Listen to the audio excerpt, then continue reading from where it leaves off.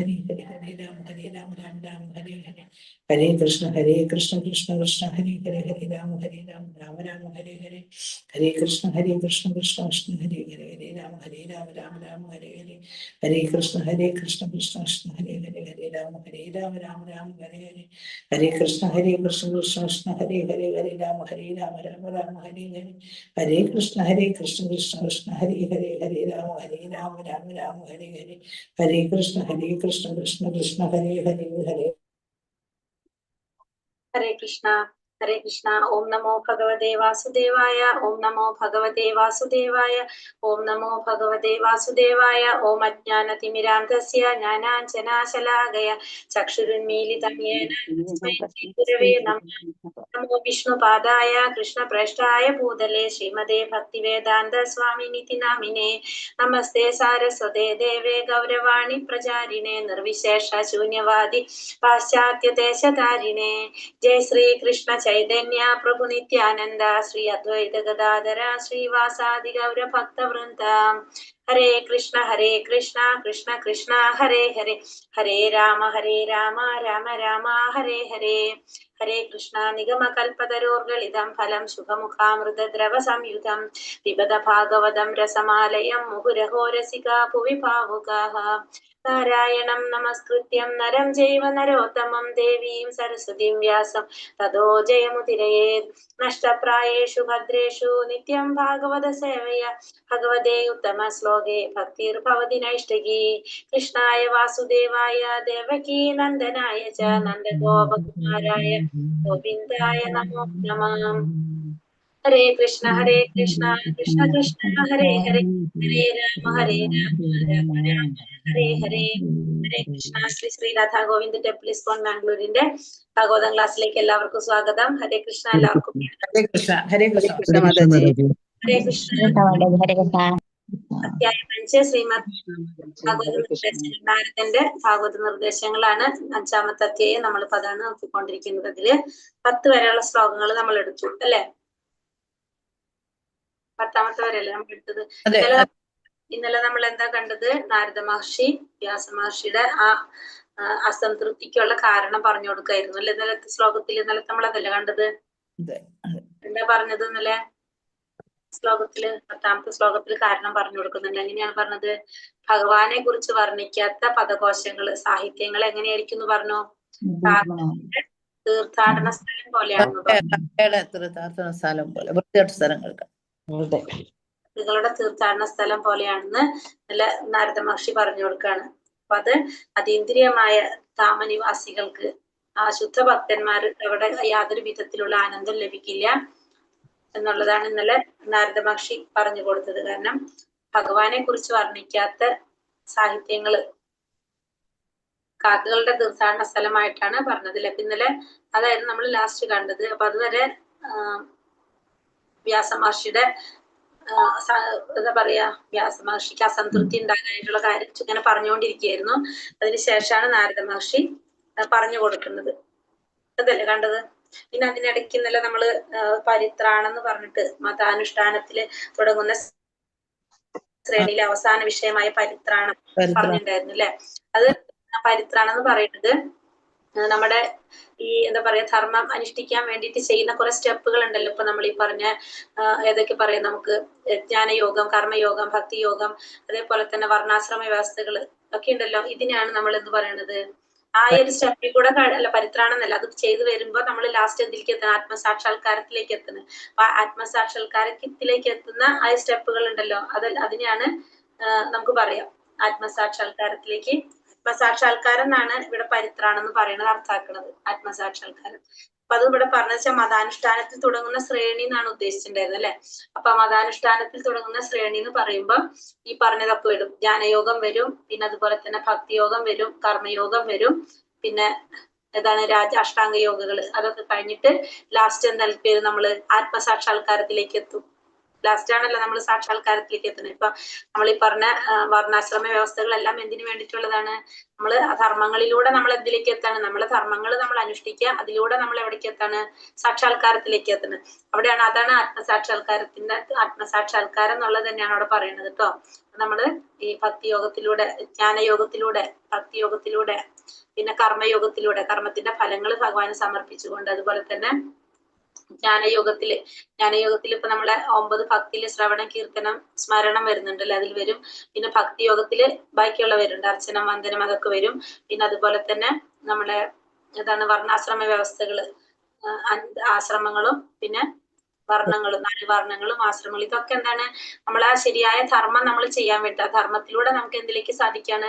സാക്ഷാത്കാരത്തിലേക്ക് സാധിക്കുക. അതാണ് പറയുന്നത്. ആ മതാനുഷ്ഠാനത്തിൽ തുടങ്ങുന്ന ശ്രേണി എന്ന് ഉദ്ദേശിക്കുന്നത് ആ ഒരു ഓർഡർ ആണ് പറയുന്നത്. അപ്പൊ അതിന്റെ ലാസ്റ്റ് സ്റ്റെപ്പ് ആണ് എന്ത്? സാക്ഷാത്കാരം വരുന്നത്. അതാണ് അവിടെ സാക്ഷാത്കാരം. സാക്ഷാത്കാരത്തിനാണ് ഇവിടെ പരിത്രാണം എന്ന് പറയുന്നത്. വേർഡിന് മീനിങ് പലതുണ്ട്, പക്ഷെ നമ്മളിൽ പറഞ്ഞിരിക്കുന്നത് അതാണ് കേട്ടോ. ഹരേ കൃഷ്ണ. ഇപ്പൊ ഇനി 11ാമത്തെ ശ്ലോകത്തിലേക്ക് കടക്കാം. പിന്നെ അതേപോലെ തന്നെ പരശുരാമന്റെ അച്ഛന്റെ പേരല്ലല്ലോ, വേറെ ആരെയാണ് പറഞ്ഞത്? പരശുരാമന്റെ അച്ഛന്റെ പേരായിട്ട് നമ്മളന്ന് പറഞ്ഞത് ജമദഗ്നി എന്ന് പറഞ്ഞത്. പരാശര മഹർഷിയുടെ അച്ഛൻ ഏത് മുനി എന്ന് പറഞ്ഞ? ശക്തി മുനി എന്ന് പറഞ്ഞത്. അത് ഞാൻ പറയാം, നമ്മളന്ന് ലൈവിലാണ് പറഞ്ഞത്, എനിക്ക് ഓർമ്മയില്ല, അപ്പൊ അതുകൊണ്ട് തിരുത്തി പറഞ്ഞതാണ്. പരാശര മഹർഷിയുടെ അച്ഛന്റെ പേര് ശക്തിമുനിയാണ്, വസിഷ്ഠ മഹർഷിയുടെ മകനാണ്. പക്ഷെ നമ്മൾ അന്ന് പറഞ്ഞത് ജമദഗ്നി എന്ന് പറഞ്ഞത് പരശുരാമന്റെ അച്ഛന്റെയാണ്. ഹരേ കൃഷ്ണ. ഹരേ കൃഷ്ണ. അപ്പൊ ശ്ലോകം 11ലേക്ക് പോകാം നമുക്ക്. 10ാമത്തെ വരെ നമ്മൾ കഴിഞ്ഞതാണല്ലോ അല്ലെ? ഹരേ കൃഷ്ണ. ഓം നമോ ഭഗവതേ വാസുദേവായ. വിസർഗോ ജനതാക വിപ്ലവോ യസ്മിൻ പ്രതി ശ്ലോകമഭർത്തവത്യപി സാമാന്യനന്തസ്യ യശോങ്കിതാനിയൽ ശൃണ്വന്തി ഗായന്തി ഗൃണന്തി സാധവ. ഇത്തിരി ബുദ്ധിമുട്ടുള്ള ശ്ലോകങ്ങൾ അത്. തത്വാഗ് വിസർഗോ ജനതാക വിപ്ലവോ യസ്മിൻ പ്രതി ശ്ലോകമഭർത്തവത്യപി സാമാന്യനന്തസ്യ യശോങ്കിതാനിയൽ ശൃണ്വന്തി ഗായന്തി ഗൃണന്തി സാധവ. ഹരേ കൃഷ്ണ. ചൊല്ലാം.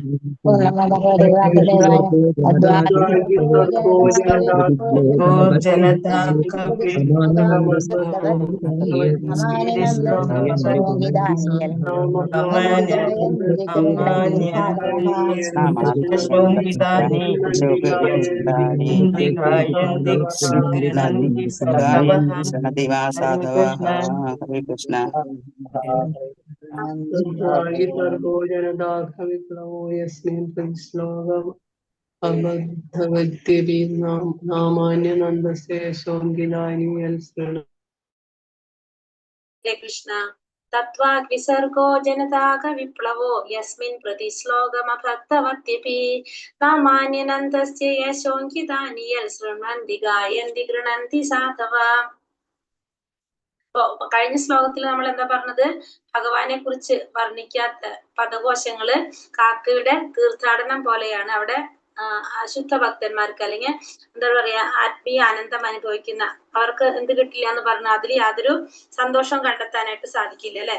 അതാണ് നമ്മള് കഴിഞ്ഞ ശ്ലോകത്തില് കണ്ടത്. അവിടെ യാതൊരു ആനന്ദം ലഭിക്കില്ല ശുദ്ധ ഭക്തന്മാർക്ക് എന്ന് പറഞ്ഞു, അതീന്ദ്രിയ ധാമത്തില് കഴിയുന്നവർക്ക്. അപ്പൊ ഈ ശ്ലോകത്തിൽ പറയണ നോക്കാം. തൽ അത്, വാക് പദകോശം, വിസർഗ സൃഷ്ടി, ജനത സാമാന്യ ജനങ്ങൾ, അഘ പാപങ്ങൾ, വിപ്ലവ വിപ്ലവപരമായ മാറ്റം വരുത്തുക, യസ്മിൻ ഏതിൽ, പ്രതിശ്ലോകം ഓരോ പദ്യശകലത്തിലും, അഭർത്തവതി അനിയതമായി രചിക്കപ്പെട്ടു, അപി അങ്ങനെ ആയിരുന്നാലും, നാമാനി അതീന്ദ്രിയ നാമങ്ങൾ തുടങ്ങിയവ, അനന്തസ്യ അനന്ത ഭഗവാന്റെ, യശസ്, അങ്കിതാനി വിശദമായി വർണ്ണിക്കുക, യൽ എന്ത്, ശൃണ്വന്തി ശ്രവിക്കുക, ഗായന്തി ആലപിക്കുക, ഗൃണന്തി സ്വീകരിക്കുക, സാധവഃ നിഷ്കാപട്യക്കാരായ പരിശുദ്ധ വ്യക്തികൾ. വിവർത്തനം ഭാവാർത്ഥം. ശ്രീല പ്രഭുപാദിക്ക് ജയ്. വിവർത്തനം. അനന്ത പരമ ഭഗവാന്റെ അനന്ത പരമഭഗവാന്റെ നാമം, യശസ്, രൂപങ്ങൾ, ലീലകൾ തുടങ്ങിയവ അതീന്ദ്രിയ മഹാത്മ്യങ്ങളുടെ വിശദ വർണ്ണനകളാൽ സമ്പൂർണമായ ആ സാഹിത്യം ഒരു നവീന സൃഷ്ടിയാകുന്നു. മാത്രമല്ല, ഈ ലോകത്തിലെ മാർഗഭ്രംശം സംഭവിച്ച ഈശ്വര ഭക്തിയില്ലാത്ത പ്രാണങ്ങളിൽ അതീന്ദ്രിയ പദകോശങ്ങളാൽ സമൃദ്ധമായ ആ നൂതന സൃഷ്ടി വിപ്ലവകരമായ സമൂല പരിവർത്തനം നടപ്പിൽ വരുത്തി നേരായ മാർഗത്തിൽ നയിക്കുന്നു. അത്തരം അതീന്ദ്രിയ സാഹിത്യങ്ങൾ അപൂർണമായി രചിക്കപ്പെട്ടവയാണെങ്കിലും പൂർണമായും നിഷ്കാപ്പട്ടിക്കാരായ പരിശുദ്ധാത്മാക്കൾ അവയെ ശ്രവിക്കുകയും ആലപിക്കുകയും സ്വീകരിച്ച് അംഗീകരിക്കുകയും ചെയ്യുന്നു. ഇപ്പൊ എന്താ ഇതിൽ പറയണത്? കഴിഞ്ഞതിൽ നമ്മൾ പറഞ്ഞു ഭഗവാനെ കുറിച്ച് വർണ്ണിക്കാത്ത, ഭഗവാന്റെ മഹാത്മ്യങ്ങളെ കുറിച്ച് വർണ്ണിക്കാത്ത സാഹിത്യങ്ങള് എങ്ങനെയാണെന്ന് പറഞ്ഞാൽ പദകാശങ്ങള് കാക്കകളുടെ തീർത്ഥാടനം പോലെയാണെന്ന് കണ്ടു. അതുകൊണ്ട് അതിൽ അതീന്ദ്രിയ നാമനിവാസികൾക്ക്, ശ്രേഷ്ഠമായിട്ടുള്ള വ്യക്തികൾക്ക് അവിടെ യാതൊരു ആനന്ദവും ലഭിക്കില്ല എന്ന് പറഞ്ഞു. ഇതില് പറയുന്നത് എന്താണ്? ഭഗവാന്റെ നാമം, യശസ്, രൂപങ്ങൾ, ലീലകൾ തുടങ്ങിയ അതീന്ദ്രിയ മഹാത്മ്യങ്ങളുടെ വിശദ വർണ്ണനകളാൽ സമ്പൂർണമായ ആ സാഹിത്യം ഒരു നവീന സൃഷ്ടിയാകുന്നു. ഇപ്പൊ ഭഗവാന്റെ നാമം, രൂപം, ഗുണങ്ങൾ, ലീലകൾ തുടങ്ങിയ അതീന്ദ്രിയ മഹാത്മ്യങ്ങളുടെ വർണ്ണന കൊണ്ട് സമ്പൂർണമായിട്ടുള്ള സാഹിത്യം എങ്ങനെയാണ്? ഒരു നവീന സൃഷ്ടിയാണ്. മാത്രമല്ല, ഈ ലോകത്തിലെ മാർഗഭ്രംശം സംഭവിച്ച ഈശ്വര ഭക്തിയില്ലാത്ത പ്രാണങ്ങളിൽ അതീന്ദ്രിയ പദകോശങ്ങളാൽ സമൃദ്ധമായ നൂതന സൃഷ്ടി വിപ്ലവകരമായ സമൂല പരിവർത്തനം നടപ്പിൽ വരുത്തി. അപ്പൊ ആ ഒരു സൃഷ്ടി കൊണ്ട് എന്ത് സാധിക്കാണ്? ഈശ്വര ഭക്തിയില്ലാത്ത പ്രാണങ്ങളിലെ, ജീവാത്മാക്കളിലെ ആ അതീന്ദ്രിയ പദകോശങ്ങളിൽ സമൃദ്ധമായ നൂതന സൃഷ്ടി വിപ്ലവകരമായൊരു മാറ്റം, പരിവർത്തനം നടപ്പിൽ വരുത്താനായിട്ട്, നേരായ മാർഗത്തിൽ നയിക്കാനായിട്ട്, അവരെ നേരായ മാർഗത്തിൽ നയിക്കാനായിട്ട് എന്തുകൊണ്ട് സാധിക്കാണ്? ഭഗവാന്റെ മഹാത്മ്യങ്ങളെ കുറിച്ച് വർണ്ണിച്ചിട്ടുള്ള ആ പദകോശങ്ങൾക്ക് സാധിക്കാണ്. അതായത് ഒരു സാഹിത്യ സൃഷ്ടി, ഭഗവാന്റെ നാമം, രൂപം, ഗുണം, ലീലകള്, ഇത്തരം മഹാത്മ്യങ്ങളെ കുറിച്ച് വർണ്ണിച്ചിട്ടുള്ള ആ സമ്പൂർണ്ണ സാഹിത്യം കൊണ്ട് ഈശ്വര ഭക്തിയില്ലാത്ത ജീവാത്മാക്കളിൽ ഒരു പരിവർത്തനം നടപ്പിൽ വരുത്താനായിട്ട് അതുകൊണ്ട് സാധിച്ചു, നടപ്പിൽ വരുത്താനായിട്ട് സാധിക്കുകയാണ്. അത്തരം അതീന്ദ്രിയ സാഹിത്യങ്ങൾ അപൂർണമായി രചിക്കപ്പെട്ടവയാണെങ്കിലും പൂർണമായും നിഷ്കാപട്യക്കാരായ പരിശുദ്ധാത്മാക്കൾ അവയെ ശ്രവിക്കുകയും ആലപിക്കുകയും സ്വീകരിച്ച് അംഗീകരിക്കുകയും ചെയ്യുന്നു. അപ്പൊ ഇത്തരത്തിലുള്ള സാഹിത്യങ്ങള് പൂർണ്ണമല്ല എന്ന് വിചാരിക്കുക. അപൂർണമായിട്ട് രചിക്കപ്പെട്ടതാണെങ്കിൽ പോലും അതിന് അതീന്ദ്രിയവാദികള്, നിഷ്കാപട്യക്കാരായ പരിശുദ്ധ ആത്മാക്കൾ എന്ന് വെച്ചാൽ പരിശുദ്ധ ഭക്തന്മാർ അതിനെ ശ്രവിക്കുകയും ആലപിക്കുകയും സ്വീകരിച്ച് അംഗീകരിക്കുകയും ചെയ്യുന്നു. അപ്പൊ പറയുന്നത് എന്താണ്? ഭഗവാന്റെ നാമം, രൂപം, ഗുണം, ലീലകള്, ഈ അതീന്ദ്രിയ മഹാത്മ്യങ്ങൾ വർണ്ണിച്ചിട്ടുള്ള ആ ഒരു സൃഷ്ടി അതെന്തിനെ സഹായിക്കുന്നതാണ്? ഈശ്വര ഭക്തി ഇല്ലാത്ത ജീവാത്മാക്കൾക്ക് പോലും എന്തിലും ഒരു പരിവർത്തനം നടപ്പിൽ വരുത്താനായിട്ട്, അവരെ നേരായ മാർഗത്തിൽ നയിക്കാനായിട്ട് അതുകൊണ്ട് സാധിക്കാണ്. അപ്പൊ അങ്ങനെയുള്ള സാഹിത്യം അത് അപൂർണമായിട്ട് രചിച്ചതാണെങ്കിൽ പോലും, അതിലൊരു പൂർണ്ണത വന്നിട്ടില്ലെങ്കിലും, അത്തരത്തിലുള്ള സാഹിത്യത്തിന് ഒരു പൂർണ്ണത വന്നിട്ടില്ലെങ്കിൽ പോലും അതിനെ പരിശുദ്ധ ഭക്തന്മാര് അത് ശ്രവിക്കുകയും ആലപിക്കുകയും സ്വീകരിച്ച് അംഗീകരിക്കുകയും ചെയ്യുന്നു. അപ്പൊ കഴിഞ്ഞതിൽ നമ്മൾ കണ്ടു ഇത്തരത്തിലുള്ള സാഹിത്യങ്ങള് ഭഗവാനെ കുറിച്ച് വർണ്ണിക്കാത്ത പക്ഷം അത് കാക്കകളുടെ തീർത്ഥാടനം പോലെയാണെന്ന് പറഞ്ഞു. ഇതിൽ നമ്മളോട് എന്താ പറഞ്ഞിരിക്കുന്നത്? ഭഗവാനെ കുറിച്ച് വർണ്ണിച്ചിരിക്കുന്ന, ഭഗവാന്റെ മഹാത്മ്യങ്ങളെ കുറിച്ച് വർണ്ണിച്ചിരിക്കുന്ന സാഹിത്യം ഈശ്വര സാക്ഷാത്കാരത്തിന് വേണ്ടിയിട്ട്, ഭഗവത് സാക്ഷാത്കാരത്തിന് ഉതകുന്ന വിധത്തില് ആ ഭക്തിയില്ലാത്ത ജീവാത്മാക്കളിൽ പോലും ഒരു പരിവർത്തനം നടത്താൻ അതുകൊണ്ട് സാധിക്കുകയാണെങ്കിൽ, അത്തരത്തിലുള്ള സാഹിത്യം അത് അപൂർണമാണെങ്കിൽ പോലും എന്ത് സംഭവിക്കുകയാണത്? അത് അതീന്ദ്രിയവാദികള്, ഭഗവാന്റെ ശുദ്ധ ഭക്തന്മാർ അതിനെ ഏറ്റെടുക്കുന്നു, അതിനെ ശ്രവിക്കുകയും ആലപിക്കുകയും സ്വീകരിച്ച് അംഗീകരിക്കുകയും ചെയ്യുന്നു എന്നാണ് ഈ ശ്ലോകത്തില് പറയുന്നത്. ഭാവാർത്ഥം. ശ്രീല പ്രഭുപാദിക്ക് ജയ്. അത്യന്തം മോശപ്പെട്ടതിൽ നിന്നും ശ്രേഷ്ഠമായതിനെ പടിപടിയായി അഭിവൃദ്ധിപ്പെടുത്തുക മഹാചിന്തകന്മാരുടെ യോഗ്യതയാകുന്നു. വിവേകമതികൾ വിഷസംഭരണിൽ നിന്ന് അമൃതത്തെ വീണ്ടെടുക്കുകയും അശുദ്ധമായ സ്ഥലത്തു നിന്നും ശേഖരിച്ച കാഞ്ചനത്തെ അംഗീകരിക്കുകയും അപ്രസിദ്ധമായ കുടുംബത്തിൽ നിന്നുള്ള സദ്ഗുണ സമ്പന്നരും യോഗ്യരുമായവരെ പത്നിയായി സ്വീകരിക്കുകയും തൊട്ടുകൂടാത്തവയും തീണ്ടിക്കൂടാത്തവയുമായ ജാതികളിൽ നിന്നുള്ള അധ്യാപകർ അഥവാ വ്യക്തിയിൽ നിന്നും ഉചിതങ്ങളായ ശിക്ഷണങ്ങൾ സ്വീകരിക്കുകയും ഒക്കെ ചെയ്യുന്നുവെന്ന് തറപ്പിച്ച് പ്രസ്താവിക്കുന്നു. സർവ്വ ഇടങ്ങളിലുമുള്ള സകലമാന ജനങ്ങൾക്കുമുള്ള നീതിശാസ്ത്രപരമായ ചില നിർദ്ദേശങ്ങളാണിവ. ഇതിന് അപവാദമായി ഒന്നും തന്നെയില്ല. എന്നാൽ ഒരു ദിവ്യൻ സാമാന്യ വ്യക്തിയുടെ തലത്തിൽ നിന്ന് അത്യന്തം ഉന്നത തലത്തിലാകുന്നു. ഇവിടെ എന്താ പറയണത്? അത്യന്തം മോശപ്പെട്ടതിൽ നിന്നും ശ്രേഷ്ഠമായതിനെ പടിപടിയായി അഭിവൃദ്ധിപ്പെടുത്തുക മഹാചിന്തകന്മാരുടെ യോഗ്യത. അപ്പൊ മഹത് വ്യക്തികളുടെ ഒരു യോഗ്യതയാണ് അത്. അത്യന്തം മോശപ്പെട്ടതിൽ നിന്നും എന്താണ് ശ്രേഷ്ഠമായതിനെ കണ്ടുപിടിച്ച് അതിനെന്താണ് മോശമായതിൽ നിന്ന് അശ്രേഷ്ഠമായതിനെ പടിപടിയായി അഭിവൃദ്ധിപ്പെടുത്തി കൊണ്ടുവരിക എന്നുള്ളത് മഹാചിന്തകന്മാരുടെ ഒരു യോഗ്യതയാണ് നമുക്ക് പറയാം. വിവേകമതികൾ എന്താ വെച്ചാൽ വിഷസംഭരണിയിൽ നിന്ന് അമൃതത്തെ വീണ്ടെടുക്കുന്നു, അശുദ്ധമായ സ്ഥലത്ത് നിന്ന് ശേഖരിച്ച കാഞ്ചനത്തെ അംഗീകരിക്കുന്നു, പിന്നെ അപ്രസിദ്ധമായിട്ടുള്ള കുടുംബത്തിൽ നിന്ന് സദ്ഗുണ സമ്പന്നരും യോഗ്യരുമായവരെ പത്നിയായി സ്വീകരിക്കുക, തീണ്ടിക്കൂടാത്ത ജാതികളിൽ നിന്നുള്ള അധ്യാപകന്മാര് അവരിൽ നിന്ന് ഉചിതമായ ശിക്ഷണങ്ങൾ സ്വീകരിക്കുക. ഇതൊക്കെ ചെയ്യുന്നതെന്ന് തർപ്പിച്ച് പ്രസ്താവിക്കാണ്. സർവ്വയിടങ്ങളിലുമുള്ള സകല ജനങ്ങൾക്കുമുള്ള നീതിശാസ്ത്രപരമായ ചില നിർദ്ദേശങ്ങളാണ് ഇതൊക്കെ. ഇതിന് അപവാദമായിട്ട് ഒന്നും തന്നെ ഇല്ല. എന്നാൽ ദിവ്യൻ എന്താ ചെയ്യുന്നത്? സാമാന്യ വ്യക്തിയുടെ തലത്തിൽ നിന്നും അത്യന്തം ഉന്നത തലത്തിലായിരിക്കും. ഉന്നത തലത്തിലുള്ള വ്യക്തിയാണ് ഒരു ദിവ്യൻ എന്ന് പറയുന്നത്. ദിവ്യൻ എന്ന് വെച്ചിട്ടുണ്ടെങ്കിൽ ഒത്തിരി കൂടി ഉയർന്ന ശ്രേണിയിലുള്ള ഉത്തമ ഭക്തന്മാര്. പരമഭഗവാന്റെ ദിവ്യമായ നാമങ്ങളെയും കീർത്തികളെയും വ്യാപിപ്പിക്കുന്നതിനാൽ പരമദിവ്യോത്തമ പുരുഷനായ അത്യുന്നത ഭഗവാനെ മഹാത്മ്യപ്പെടുത്തുന്നതിൽ സദാ ലീനമായിരിക്കുന്നു. പരമഭഗവാന്റെ ദിവ്യമായ നാമങ്ങളെയും കീർത്തികളെയും വ്യാപിപ്പിക്കുന്നതിനാൽ അദ്ദേഹം പരമദിവ്യോത്തമ പുരുഷനായ അത്യുന്നത ഭഗവാനെ മഹാത്മ്യപ്പെടുത്തുന്നതിൽ സദാ ലീനനായിരിക്കുന്നു. ആരാണ് ഒരു ദിവ്യനെ കുറിച്ച് പറയുന്നത്? ഒരു ഉത്തമ ഭക്തൻ, പരമമായ ഭക്തൻ എപ്പോഴും എന്താണ്? ദിവ്യമായ ഭഗവാന്റെ നാമങ്ങളെയും കീർത്തികളെയും വ്യാപിപ്പിക്കുന്നതിൽ അദ്ദേഹം പരമദിവ്യോത്തമ പുരുഷനായ അത്യുന്നത ഭഗവാനെ മഹാത്മ്യപ്പെടുത്തുന്നതിൽ സദാ ലീനനായിരിക്കുന്നു. അപ്പൊ അദ്ദേഹം എപ്പോഴും എന്താണ്? ഒരു ഉത്തമ ഭക്തൻ എപ്പോഴും ഭഗവാനെ കുറിച്ച് എല്ലാവരിലേക്കും ഭഗവാന്റെ കീർത്തികളെ കുറിച്ച് വ്യാപരിപ്പിക്കുന്നതിലും ഭഗവാന്റെ മഹാത്മ്യങ്ങൾ പ്രചരിപ്പിക്കുന്നതിനൊക്കെ സദാ ലീനനായിരിക്കുന്ന ഒരു വ്യക്തിയായിരിക്കും ഉയർന്ന ഭക്തൻ, അത്യുന്നത ഭക്തൻ. അപ്രകാരം ലോകത്തിന്റെ ദുഷിച്ച അന്തരീക്ഷം പവിത്രമാകുന്നു. അതിലൂടെ എന്താ സംഭവിക്കുന്നത്? ആ ലോകത്തിന്റെ ദുഷിച്ച അന്തരീക്ഷത്തെ പവിത്രമാക്കാനായിട്ട് സാധിക്കും. അനന്തരം അതീന്ദ്രിയ സാഹിത്യങ്ങളായ ശ്രീമദ് ഭാഗവതം പോലുള്ളവ പ്രചരിക്കുന്നതിന്റെ ഫലമായി ജനങ്ങൾ അവരുടെ നടപടികളിൽ സുബുദ്ധിയുള്ളവരായി തീരുന്നു. അതുകൊണ്ട് എന്താ ഗുണം ഉണ്ടാകുന്നത്? നമ്മുടെ ഈ ചുറ്റും ഈ അതീന്ദ്രിയമായ ഈ സാഹിത്യം ശ്രീമദ് ഭാഗവതം പോലുള്ള ഗ്രന്ഥങ്ങൾ പ്രചരിപ്പിക്കുന്നതിന്റെ ഭാഗമായിട്ട് ജനങ്ങൾ അവർക്ക് എന്തുവരാണ്? സുബുദ്ധി, അവർക്ക് ബുദ്ധിയുള്ളവരായിട്ട് വരാണ് ചെയ്യുന്നത്. ശ്രീമദ് ഭാഗവതത്തിലെ ഈ സവിശേഷ പദ്യശകലത്തിന്റെ ഈ പ്രത്യേക വ്യാഖ്യാനം തയ്യാറാക്കുമ്പോൾ നമ്മുടെ മുന്നിൽ ഒരു പ്രതിസന്ധി ഉണ്ടായി. അവിടെ പറയുന്നത് എന്താണ്? ശ്രീമദ് ഭാഗവതത്തിലെ ഈ സവിശേഷ പദ്യശകലത്തിന്റെ ഒരു പ്രത്യേക വിഭാഗം തയ്യാറാക്കുമ്പോൾ നമ്മുടെ മുന്നിൽ ഒരു പ്രതിസന്ധി ഉണ്ടായി. എന്താണ്? സൈനിക മനോഭാവ ആവേശത്തോടെ നമ്മുടെ അയൽമിത്രമായ ചൈന ഭാരതത്തെ ആക്രമിച്ചു. എന്താ പറയുന്നത് ഇവിടെ?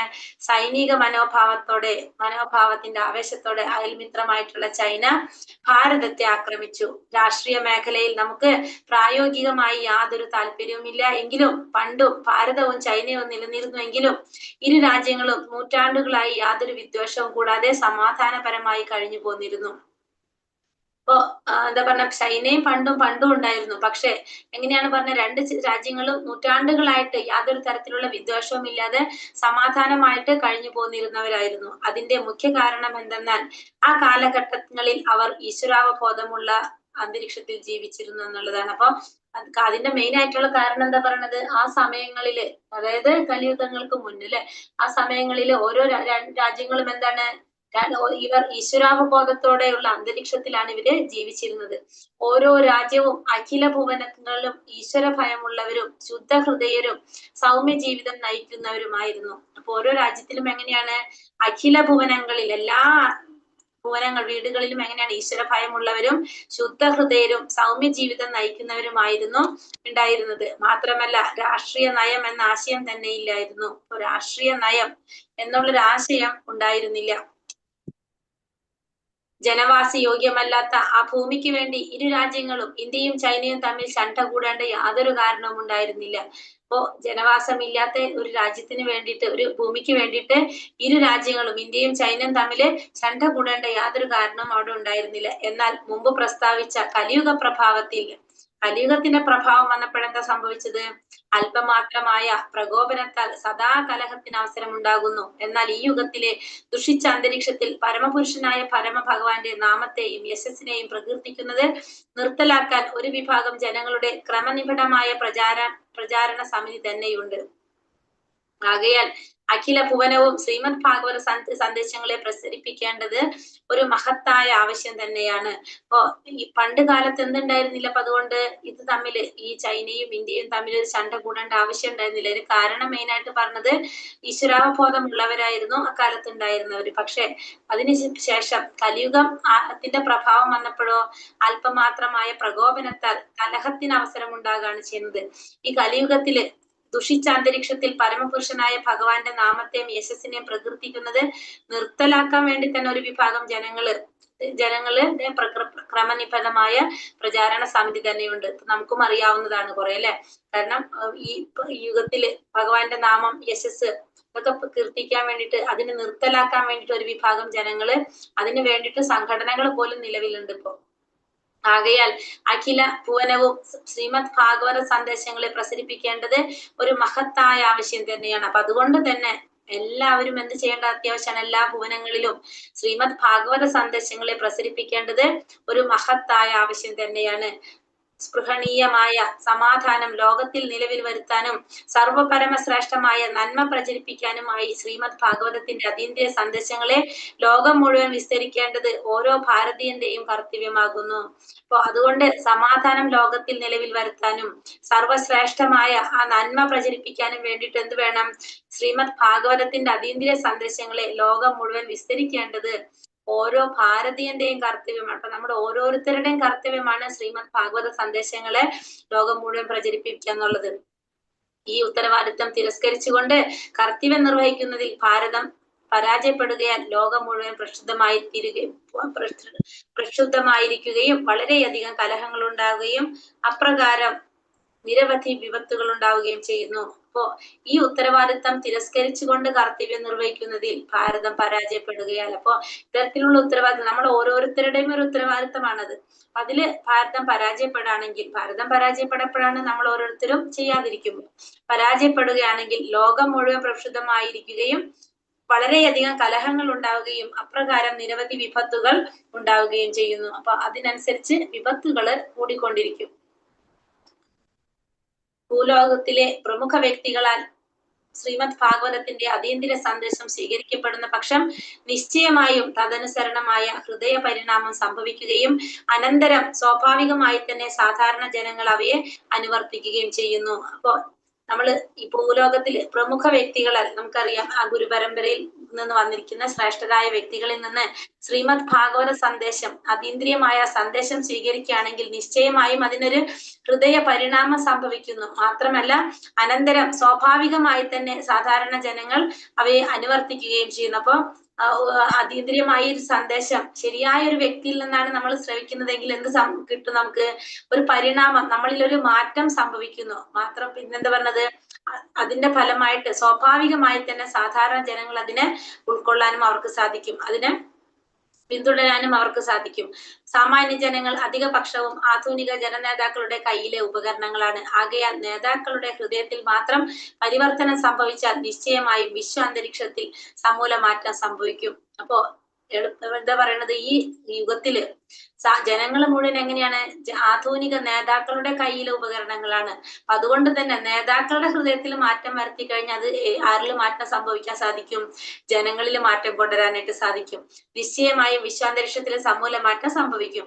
സാമാന്യ ജനങ്ങളിലെ ഈശ്വരാവബോധത്തെ പുനരുദ്ധീകരിക്കുകയും അപ്രകാരം നിരവധി പ്രയാസങ്ങളാൽ പരിസേവിതമായ വിശ്വാന്തരീക്ഷത്തെ പുനരാത്മീയമാക്കുകയും ചെയ്യുന്ന അതീന്ദ്രിയ സന്ദേശങ്ങളെ വഹിക്കുന്ന ആ മഹത് സാഹിത്യത്തെ അവതരിപ്പിക്കാനുള്ള നമ്മുടെ സത്യസന്ധവും യഥാർത്ഥവുമായ ഉദ്യമമാണിത്.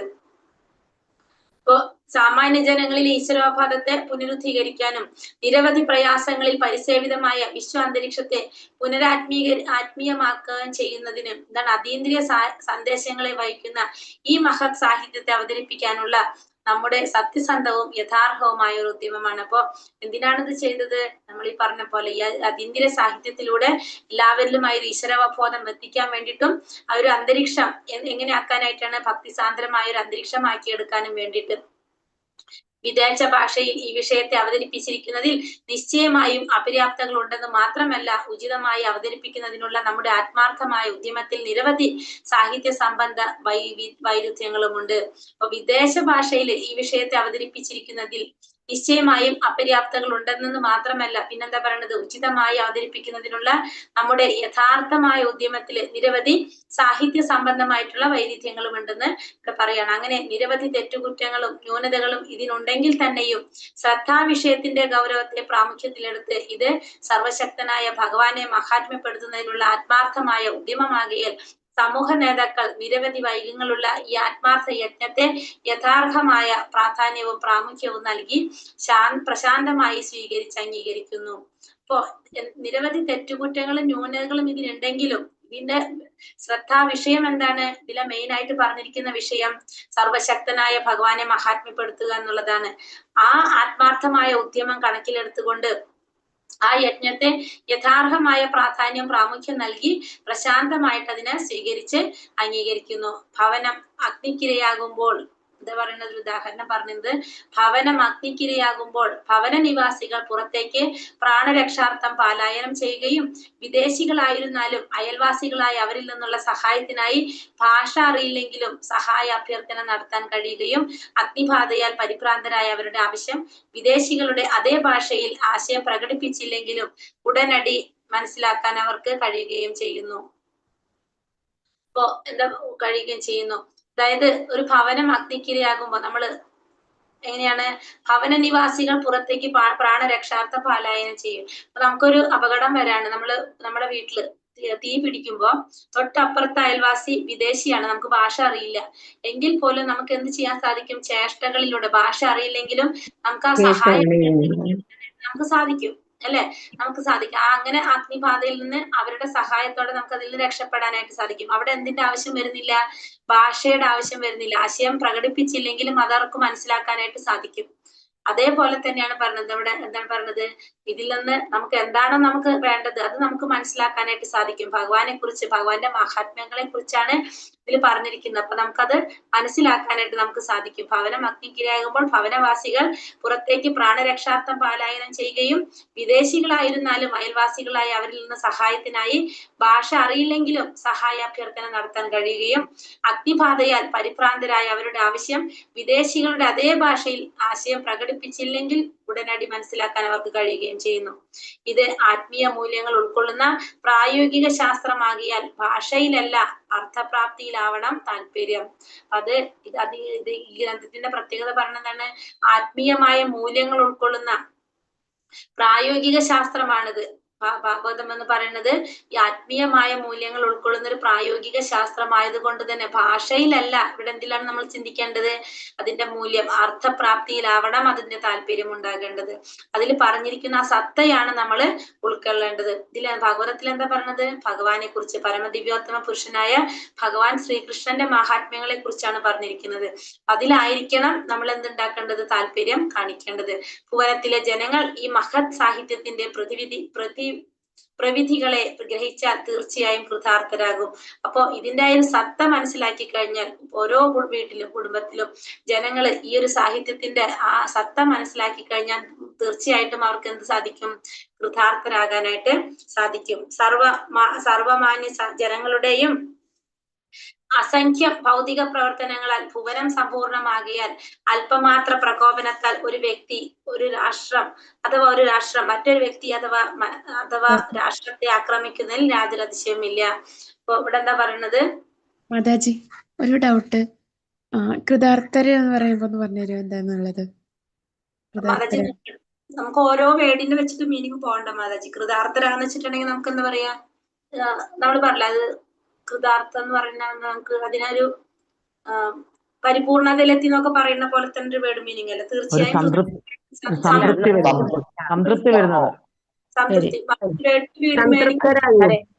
സംതൃപ്തി. അങ്ങനെ ഓരോ വേർഡിന്റെ മീനിങ് നമ്മൾ നോക്കുന്നത് അതിന്റെ മീനിങ് ഹരേ കൃഷ്ണ മാതാജി. കൃതാർത്ഥരെന്ന് പറയുമ്പോൾ നന്ദിയുള്ളവരെന്നുള്ള അർത്ഥം. പോവാതെ നമ്മൾ അതിന്റെ ആശയം എന്താണെന്ന് വെച്ചാൽ അത് മനസ്സിലാക്കി പോവാ, അതല്ല അത് നല്ലത്. ഹരേ കൃഷ്ണ.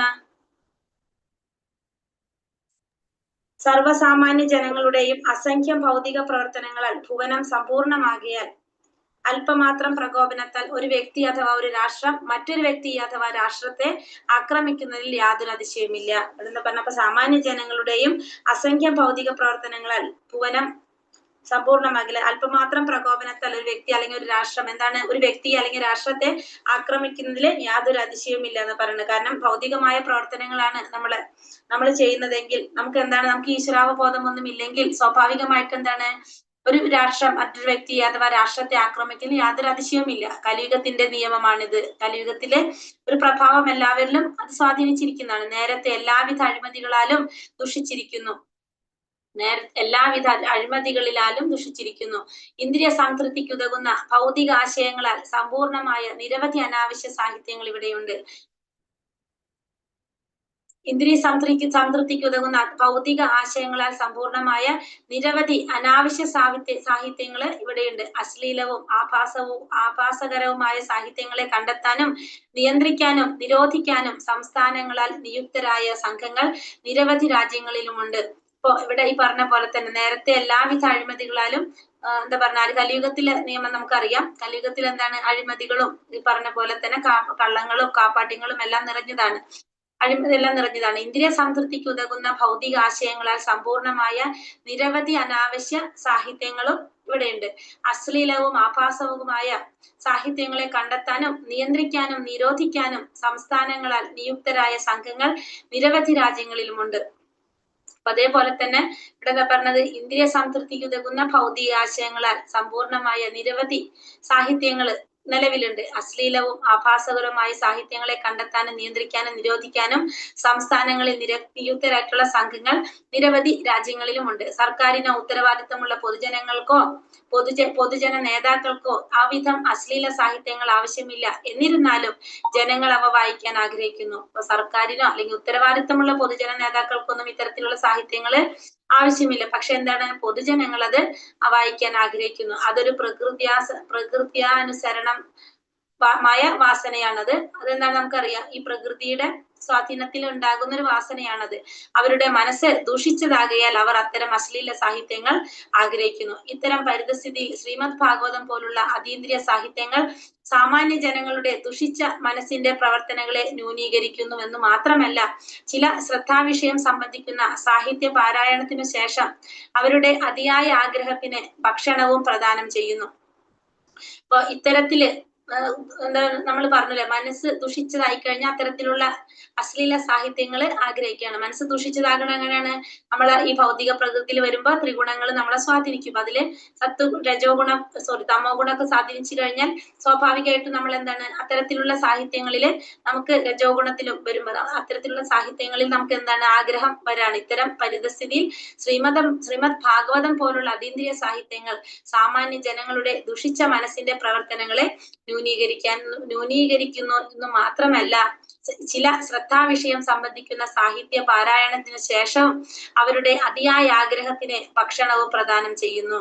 അപ്പോ ഇത്തരത്തില് ഉള്ള അതീന്ദ്രിയ സാഹിത്യങ്ങൾ കൊണ്ട് സാമാന്യ ജനങ്ങളുടെ മനസ്സ് ദൂഷിച്ച മനസ്സിന്റെ പ്രവർത്തനങ്ങൾ അത് ഇല്ലാതാക്കും, അത് കുറച്ചു കൊണ്ടുവരാനും സാധിക്കുന്നു എന്ന് മാത്രമല്ല, ചില ശ്രദ്ധാവിഷയം സംബന്ധിക്കുന്ന സാഹിത്യ പാരായണത്തിന് ശേഷം അവരുടെ അതിയായ ആഗ്രഹത്തിന് ഭക്ഷണവും പ്രദാനം ചെയ്യുന്നു. അപ്പൊ അവരുടെ അതിയായ ആഗ്രഹത്തിന് ഭക്ഷണം പ്രദാനം ചെയ്യാന്ന് വെച്ചാൽ എന്താണ്, അവർക്ക് എന്ത് കിട്ടാണ് ചെയ്യുന്നത്, അവിടെ അവരെ ആഗ്രഹം നടത്താണ് പറയുന്നത്. നമ്മളുടെ ഏറ്റവും വലിയ ആഗ്രഹം, നമ്മൾ ശരിക്കും നമ്മൾ എന്താ ആഗ്രഹിക്കുന്നത്, ഭഗവാനെയാണ് ആഗ്രഹിക്കുന്നത് അല്ലെ. അപ്പൊ അതിലേക്ക് നമുക്ക് വഴി കിട്ടാണ് ചെയ്യുന്നത്. ആരംഭത്തിൽ അവർക്ക് അത് ഇഷ്ടപ്പെടുകയില്ല. പക്ഷെ ആദ്യം എന്താണ് അത് നമുക്ക് മനസ്സിലാകില്ല. നമ്മുടെ ഉള്ളിൽ എല്ലാവരുടെ ഉള്ളിൽ എന്തുണ്ട്, ഭഗവാനോടുള്ള ഒരു സ്നേഹം എല്ലാവരുടെ ഉള്ളിലുണ്ട്. ചിലർക്കത് പെട്ടെന്ന് മനസ്സിലാക്കാൻ സാധിക്കും, ചിലവർക്കത് സമയമെടുക്കും മനസ്സിലാക്കാനായിട്ട്. ആരംഭത്തിൽ അത് ഇഷ്ടപ്പെടുകയില്ല. എന്തെന്നാൽ മഞ്ഞപ്പിത്തം ബാധിച്ച ഒരാൾക്ക് കൽക്കണ്ടത്തോട് വൈമനസ്യം ഉണ്ടാകുന്നു. എന്നാൽ മഞ്ഞപ്പിത്തത്തിന് ഉത്തമ പ്രതിവിധി കൽക്കണ്ടമാണെന്ന് നാം അറിയണം. അതേപോലെ മഞ്ഞപ്പിത്ത സദൃശ്യമായ ഇന്ദ്രിയ പൂരണാവസ്ഥയ്ക്ക് കൽക്കണ്ടം പോലെ പ്രവർത്തിക്കുന്ന ഭഗവത്ഗീത ഭാഗവത പാരായണത്തെ പ്രചാരത്തിലാക്കാൻ ക്രമനിബിഡമായ പ്രചാരണ സംഘങ്ങൾ ഉണ്ടാകാൻ അനുവദിക്കണം. അപ്പോ അതിന് എന്താ നമ്മൾ ഉദാഹരണം പറഞ്ഞത്, മഞ്ഞപ്പിത്തം ബാധിച്ചു കഴിഞ്ഞാല് കൽക്കണ്ടത്തിനോട് നമുക്ക് ഇഷ്ടം ഉണ്ടാവില്ല. അത് നമുക്ക് എന്താണ്, മധുരം നമുക്ക് തോന്നില്ല അല്ലെ? പക്ഷെ എന്നിട്ടും അതിനൊരു പ്രതിവിധി കൽക്കണ്ടം തന്നെയാണ്. കാരണം അത് കഴിച്ച് വരുമ്പോ നമുക്ക് എന്താണത്, മധുരം നമുക്ക് വന്നു തുടങ്ങും.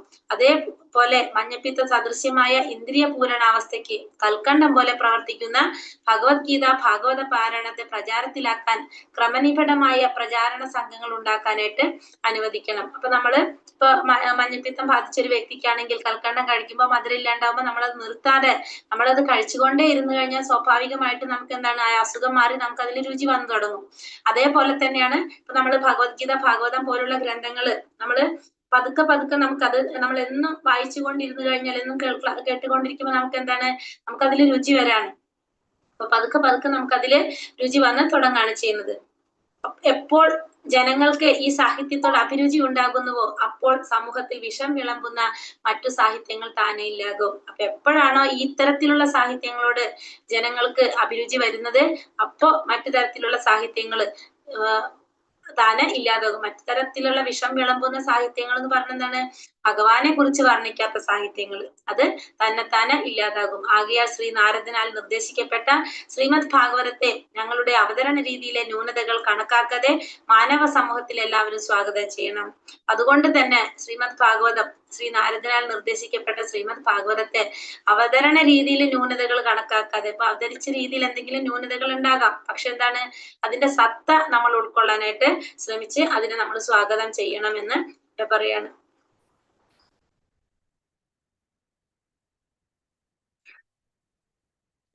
ശ്ലോകം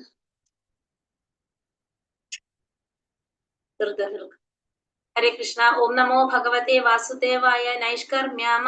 നൈഷ്കർമ്മ്യാമപി ചുത ഭാവവർജിതം നാശോപദേ ജ്ഞാനമലം നിരഞ്ജനം കൃതാ പുനഃ ശാശ്വത ഭദ്രമീശ്വരേ നാചാർപ്പിതം കർമ്മ യദപ്യകാരണം നൈഷ്കർമ്മ്യാമപ്യച്യൂത ഭാവവർജിതം നാശോപദേ ജ്ഞാനമലം നിരഞ്ജനം പുനഃ ശാശ്വത ഭദ്രമീശ്വരേ നാചാർപ്പിതം കർമ്മ യദ്യാപ്യകാരണം. ഹരേ കൃഷ്ണ. ചൊല്ലിക്കൊള്ളു.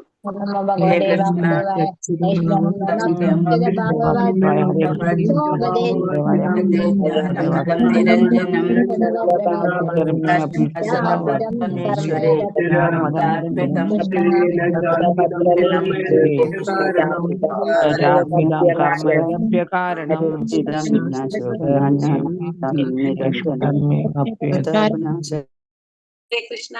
നൈഷ്കർമ്മ്യാമപി അച്യുത ഭാവവർജിതം നാശോപദേ ജ്ഞാനമലം നിരഞ്ജനം കൃതാ പുനഃ ശാശ്വത ഭദ്രമീശ്വരേ നാചാർപ്പിതം കർമ്മ യദപ്യകാരണം. നൈഷ്കർമ്മ്യം ആത്മസാക്ഷാത്കാരം, കർമ്മഫല പ്രവർത്തനങ്ങളിൽ നിന്നും സ്വതന്ത്രമായി തീരുക. അപി ആയിരുന്നാലും, അച്യുത അസ്ഖലിത ഭഗവാൻ, ഭാവ സിദ്ധാന്തം, വർജിതം ശൂന്യമാക്കപ്പെട്ട, ന അല്ല, ശോഭത്തെ സാമോദമായി, ജ്ഞാനം അതീന്ദ്രിയ ജ്ഞാനം, അലം ക്രമേണ, നിരഞ്ജനം നിർദ്ദേശങ്ങളിൽ നിന്നും സ്വതന്ത്രമായ, കുതഃ എവിടെയാകുന്നു, പുനഃ വീണ്ടും, ശശ്വൽ സദാ, അഭദ്രം ജന്മ സിദ്ധമല്ലാത്ത, ഈശ്വര ഭഗവാന്, ന അല്ല, ച അർപ്പിതം സമർപ്പിച്ചു, കർമ്മ കർമ്മങ്ങൾ, യൽ അപി എന്താകുന്നു, അകാരണം നല്ലതല്ലാത്ത, സദ്ഗുണമല്ലാത്ത. വിവർത്തനം ഭാവാർത്ഥം. ശ്രീല പ്രഭുപാദിക്ക് ജയ്. അപ്രമാദഗതിയായ ഭഗവത് തത്വങ്ങൾ, ശൂന്യമാക്കപ്പെട്ട ആത്മസാക്ഷാത്കാര ജ്ഞാനം സർവഭൗതിക അഭിനിവേശങ്ങളിൽ നിന്നും സ്വതന്ത്രമാക്കപ്പെട്ടവയാണെങ്കിലും സമോദമായി നിർണയിക്കപ്പെടുന്നില്ല. പ്രകൃത്യാ തന്നെ ആരംഭം മുതൽ വേദനാജനകവും കഠോരവും സ്വഭാവത്താൽ ക്ഷണികവുമായ കർമ്മങ്ങളെ ഭഗവാന്റെ ഭക്തിയുടെ സേവനത്തിനായി വിനിയോഗിച്ചില്ലെങ്കിൽ പിന്നെ അവയാൽ എന്ത് പ്രയോജനമാണുള്ളത്? അപ്പൊ അപ്രമാദഗതിയായ ഭഗവത് തത്വങ്ങൾ, ശൂന്യമാക്കപ്പെട്ട ആത്മസാക്ഷാത്കാര ജ്ഞാനം സർവ ഭൗതിക അഭിനിവേശങ്ങളിൽ നിന്നും സ്വതന്ത്രമാക്കപ്പെട്ടവയാണെങ്കിലും സമോദമായി നിർണയിക്കപ്പെടുന്നില്ല. അല്ലെ? അതായത് ഇവിടെ പറഞ്ഞു വരുന്നത് അപ്രമാദഗതിയായ ഭഗവാന്റെ തത്വങ്ങള്, ശൂന്യമാക്കപ്പെട്ട ആത്മസാക്ഷാത്കാര ജ്ഞാനം, ആത്മസാക്ഷാത്കാരത്തിന് വേണ്ടിയിട്ടുള്ള ജ്ഞാനം സർവ ഭൗതിക അഭിനിവേശങ്ങളിൽ നിന്നും, എല്ലാ ഭൗതികമായിട്ടുള്ള ആഗ്രഹങ്ങളിൽ നിന്നും സ്വതന്ത്രമാക്കപ്പെട്ടതാണെങ്കിലും സമോദമായിട്ട് നിർണയിക്കപ്പെടുന്നില്ല. അതിനെ സമോദമായി നിർണയിക്കപ്പെടുന്നില്ല. പ്രകൃതിയാൽ തന്നെ ആരംഭം മുതൽ വേദനാജനകവും കഠോരവും സ്വഭാവത്താൽ ക്ഷണികവുമായ കർമ്മങ്ങളെ ഭഗവാന്റെ ഭക്തിയുടെ സേവനത്തിനായി വിനിയോഗിച്ചില്ലെങ്കിൽ പിന്നെ അവയാൽ എന്ത് പ്രയോജനമാണുള്ളത് ചോദിക്കും. അപ്പൊ ആരംഭം മുതൽ തന്നെ സ്വാഭാവികമായിട്ടും കർമ്മങ്ങളെ, ക്ഷണികവുമായിട്ടുള്ള കർമ്മങ്ങളെ ഭഗവാന്റെ ഭക്തിയുടെ സേവനത്തിനായിട്ട് ഉപയോഗിച്ചില്ലെങ്കിൽ പിന്നെ അതുകൊണ്ട് എന്ത് പ്രയോജനമാണുള്ളത് എന്നാണ് ഇവിടെ ചോദിക്കുന്നത്. മുകളിൽ പരാമർശിച്ചതുപോലെ ഭഗവാന്റെ അതീന്ദ്രിയ യശപ്രഖ്യാപന ശൂന്യമായ സാധാരണ സാഹിത്യങ്ങൾ മാത്രമല്ല, ഭക്തിയുടെ സേവന ശൂന്യമായ വേദസാഹിത്യങ്ങളും നിർവ്യക്തിക ബ്രഹ്മവിഷയ ദർശനങ്ങളും പരിത്യജിക്കണം.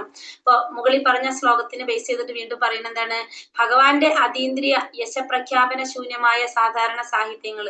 അപ്പൊ ഭഗവാനെ കുറിച്ച് വർണ്ണിക്കാത്ത, ഭഗവാന്റെ മഹാത്മ്യങ്ങളെ കുറിച്ച് പ്രഖ്യാപിക്കാത്ത ആ സാഹിത്യങ്ങൾ മാത്രമല്ല, പിന്നെന്താണ്? ഭക്തിയുടെ സേവന ശൂന്യമായ വേദസാഹിത്യങ്ങളും നിർവ്യക്തിക ബ്രഹ്മവിഷയ ദർശനങ്ങളും പരിത്യജിക്കണം. ഇപ്പൊ ഭഗവാന്റെ ആ ബ്രഹ്മത്തെ കുറിച്ച് പറയണം, ഭഗവാൻ ഒരു രൂപമില്ല എന്ന് പറയണ നിർവ്യക്തിക ബ്രഹ്മത്തെ കുറിച്ചുള്ള സാഹിത്യങ്ങളും, പിന്നെ ഭക്തിയുടെ സേവനത്തിൽ ഇല്ലാത്ത സാഹിത്യങ്ങൾ, ഭക്തിയുടെ സേവനത്തെ കുറിച്ച് പറയാത്ത വേദസാഹിത്യങ്ങളും എന്താണ്? അതും പരിത്യജിക്കേണ്ടതാണ്. ഭഗവാനെ കുറിച്ച്, ഭഗവാന്റെ മഹാത്മ്യങ്ങളെ കുറിച്ച് പറയാത്ത സാഹിത്യങ്ങൾ മാത്രമല്ല, ഭക്തിയുടെ സേവനത്തെ കുറിച്ച് പറയാത്ത സാഹിത്യങ്ങളും നിർവ്യക്തിക ബ്രഹ്മത്തെ കുറിച്ച് പറയുന്ന സാഹിത്യങ്ങളും എന്ത് ചെയ്യണം? അതും പരിത്യജിക്കണം. മുകളിൽ സൂചിപ്പിച്ചതിന്റെ അടിസ്ഥാനത്തിൽ അമൂർത്തക ബ്രഹ്മദർശനത്തെ പരിത്യജിക്കുമ്പോൾ പിന്നെ ഭക്തിയുടെ സേവന ലക്ഷ്യത്തെ സഫലീകരിക്കാൻ ഉദ്ദേശിക്കാത്ത സാധാരണ കർമ്മങ്ങളെ കുറിച്ച് എന്ത് പറയാൻ? ഇപ്പൊ ഇവിടെ പറഞ്ഞിരിക്കുന്നതനുസരിച്ച് മുകളിൽ സൂചിപ്പിച്ചതിന്റെ അടിസ്ഥാനത്തിൽ അമൂർത്തക ബ്രഹ്മദർശനത്തെ പരിത്യജിക്കുമ്പോൾ പിന്നെ ഭക്തിയുടെ സേവന ലക്ഷ്യത്തെ സഫലീകരിക്കാൻ ഉദ്ദേശിക്കാത്ത സാധാരണ ജനങ്ങളെ കുറിച്ച്, കർമ്മങ്ങളെ കുറിച്ച് പറയേണ്ട ആവശ്യമില്ല നമുക്ക്, അല്ലെ? സൈദ്ധാന്തിക ജ്ഞാനമോ കർമ്മങ്ങളോ പരിപൂർണത എന്ന ലക്ഷ്യത്തിൽ ഒരാളെ നയിക്കുന്നില്ല. ഇപ്പൊ നമ്മൾ എന്താ പറയുക, സൈദ്ധാന്തികമായിട്ടുള്ള ജ്ഞാനവും കർമ്മവും നമ്മൾ എന്തിലേക്ക് എത്തുന്നില്ല? പരിപൂർണതയിലേക്ക് എത്തുന്നില്ല. സാമാന്യ ജനങ്ങൾ വ്യാപൃതമാകുന്ന ഫലോദിഷ്ട കർമ്മങ്ങൾ, സാമാന്യ ജനങ്ങൾ വ്യാപൃതരാകുന്ന ഫലോദിഷ്ട കർമ്മങ്ങൾ ആരംഭത്തിലോ അവസാനത്തിലോ സദാ വേദനാജനകമാണ്. ഭക്തിയുടെ സേവനത്തിൽ ഉപയോഗപ്പെടുത്തുമ്പോഴാണ് അവ ഫലപുഷ്ടമായി തീരുന്നത്. അപ്പൊ ഇവിടെ എന്താ പറഞ്ഞത്? നമ്മള് സൈദ്ധാന്തികമായിട്ട് ജ്ഞാനവും കർമ്മങ്ങളും ഒരിക്കലും നമുക്ക് എന്ത് കിട്ടുന്നില്ല? നമ്മൾ കുറെ അറിവ് നേടി, കുറെ ജ്ഞാനം നേടി, കുറെ കർമ്മങ്ങൾ ചെയ്യുന്നു, പക്ഷെ അറിവ് നേടിയിട്ട് ആ ബുക്ക് അടച്ചു വെച്ചു. അതേപോലെ തന്നെ കുറെ അറിവ് കിട്ടി, പക്ഷെ നമ്മളൊന്നും പ്രയോഗിക്കുന്നില്ല. അതുപോലെ തന്നെ നമ്മൾ കർമ്മങ്ങൾ ചെയ്യുന്നു, അതിന്റെ ഫലം ഭഗവാന് സമർപ്പിക്കുന്നില്ല. അങ്ങനെയാണെങ്കിൽ നമ്മൾ എന്തിലേക്ക് നയിക്കുന്നില്ല? അതൊന്നും നമ്മുടെ ലക്ഷ്യത്തിലേക്ക് നമ്മളെ നയിക്കുന്നില്ല. സാമാന്യ ജനങ്ങൾ വ്യാപൃതരാകുന്ന ഫലോദിഷ്ട കർമ്മങ്ങൾ ആരംഭത്തിലോ അവസാനത്തിലോ സദാ വേദനാജനകമാണ്. അപ്പൊ ഫലോദിഷ്ട കർമ്മങ്ങൾ കൊണ്ട് നമുക്ക് എന്ത് കിട്ടുന്നില്ല? ഒരിക്കലും നമുക്ക് അതിലൊരിക്കലും സംതൃപ്തി കിട്ടുന്നില്ല. അത് ഒന്നുകിൽ ആരംഭത്തിൽ അല്ലെങ്കിൽ അവസാനത്തിൽ നമുക്ക് എന്താണത്? വേദനാജനകമായിരിക്കും. ഭക്തിയുടെ സേവനത്തിൽ ഉപയോഗപ്പെടുത്തുമ്പോഴാണത് ഫലഭൂഷ്ടമായി തീരുന്നത്. എപ്പോഴാണത് ഭഗവത് സേവനത്തിൽ ഉപയോഗപ്പെടുത്തുന്നത്? അപ്പോഴാണത് ഫലഭൂഷ്ടമായി തീരുന്നത്. അത്തരം സുഖോപഭോഗ കർമ്മങ്ങളുടെ ഫലങ്ങൾ ഭഗവത് സേവനത്തിനായി സമർപ്പിക്കണം. അല്ലാത്ത പക്ഷം അവ ഭൗതിക ബന്ധങ്ങളിലേക്ക് നയിക്കുന്നു. സുഖോപഭോഗ കർമ്മങ്ങളുടെ യഥാർത്ഥ ഭോക്താവ് പരമദിവ്യോത്തമ പുരുഷനാകുന്നു. ആകയാൽ ജീവാത്മാക്കളുടെ ഇന്ദ്രിയ സംതൃപ്തിക്കായി അവയെ ഏർപ്പെടുത്തുമ്പോൾ അവ ദുരിതങ്ങളുടെ നിശ്ചിത സ്രോതസ്സായി മാറുന്നു. അപ്പൊ നമ്മൾ ചെയ്യുന്ന എല്ലാ കർമ്മങ്ങളും അതിന്റെ ഫലം, നമ്മൾ കർമ്മങ്ങൾ ചെയ്യുകയാണെങ്കിൽ അതിന്റെ ഫലം ആർക്ക് സമർപ്പിക്കണം? ഭഗവാന് സമർപ്പിക്കണം. ഭഗവാനാണ് പരമമായ ഭോക്താവ്. ആ ഭോക്താവായിട്ടുള്ള, എല്ലാത്തിന്റെയും ഭോക്താവായിട്ടുള്ള യഥാർത്ഥ ഭോക്താവ് ഭഗവാനായതുകൊണ്ട് തന്നെ എല്ലാതും ആർക്ക് സമർപ്പിക്കണം? പരമദിവ്യോത്തമ പുരുഷനായിട്ടുള്ള ഭോക്താവിന്, ഭഗവാന് സമർപ്പിക്കണം. അല്ലാതെ നമ്മുടെ ഇന്ദ്രിയങ്ങളെ സംതൃപ്തിക്ക് വേണ്ടി നമ്മൾ ചെയ്യുമ്പോഴെന്താണ്? നമുക്ക് ആ ദുരിതങ്ങൾ കിട്ടാണ്. പക്ഷെ നമ്മൾ ആരെ സന്തോഷിപ്പിക്കാനാണ് ചെയ്യേണ്ടത്? ഭഗവാനെ സന്തോഷിപ്പിക്കാൻ വേണ്ടിയിട്ട്, ഭഗവാന്റെ ഇന്ദ്രിയങ്ങളെ സന്തോഷിപ്പിക്കാൻ വേണ്ടിയിട്ടായിരിക്കണം നമ്മൾ ചെയ്യുന്ന ഓരോ കർമ്മങ്ങളും ഓരോ പ്രവർത്തികളും. ഹരേ കൃഷ്ണ.